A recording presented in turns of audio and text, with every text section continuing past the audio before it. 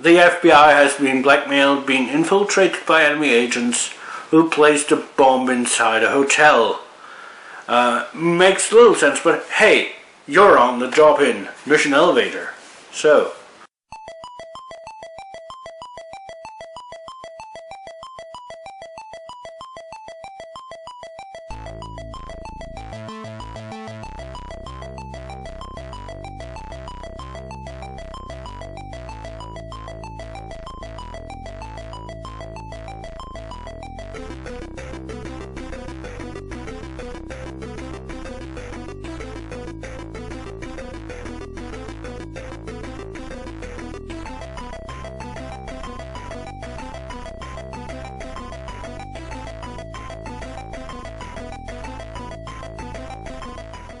RetroKork.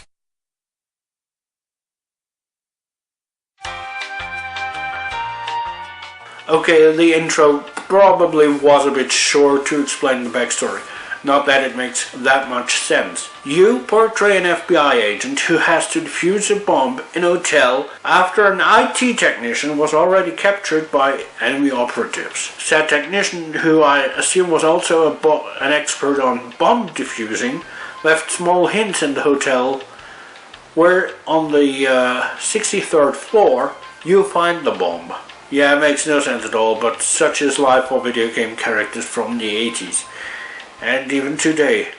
I'm looking at you, Half-Life 1 and 2. The bomb is, by the way, apparently intended as leverage for the enemy spies to get their operatives back from the FBI.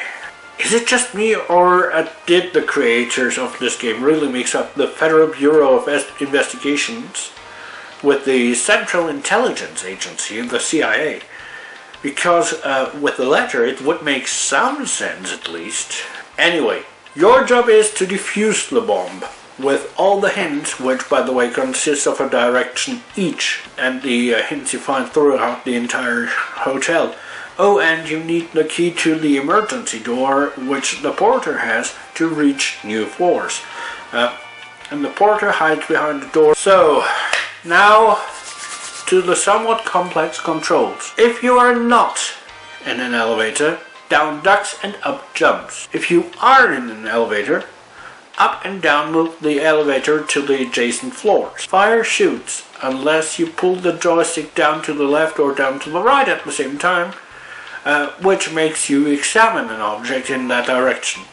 Left and right move you left and right. If you open the door, which by the way you can only do from the right side, and there is neither the porter nor an enemy in there, you encounter a woman. Moving your joystick in any direction will close the door, but if you wait for too long or press fire, well, she'll get into a different state of undressing, and it will cost you a lot of points from your score. In most cases you will be pressing fire, because if you wait too long when an enemy is behind the door, well, you catch a bullet. Oh, and there are small tables scattered throughout the entire hotel where you can gamble. You pick a number on a 6-sided die, and then another die is thrown, and if you press fire at the proper time, both dice will show the same number. If not, you lose. There's also the threat of electrical outlet, which might contain hints, but since current is running through them, might be lethal as well. And of course there's a bar where you are wise to pick the milk if you don't want to get drunk and have your control switched around. The biggest benefit you can get is from the fire hose, which extinguishes all candles in the hotel floors. While you are still capable of seeing pretty much everything, including enemy shots, killing an enemy operative in the dark now gains you double the points than you get with the lights on. If, however, you examine a plant in the dark, you'll find matches behind them, turning the lights back on. And you can, if you find money, bribe enemy agents to give you hints which may or may not be helpful. On the last level, you can see the bomb from quite a distance. When you reach it, you follow the directions from the hints in the right order to defuse it. You start off at the blinking square and hopefully don't press a button that's the wrong button at the time, because you don't want to see the bad ending, you want to see the good ending after all, don't you? And that's Mission Elevator. It's an above average game even when looking back. It takes a few cues from Elevator Action, which isn't too bad. It was also released on the Amiga, the ZX Spectrum and the Amstrad CPC. It is a great brain teaser. Just bring pen and paper with you.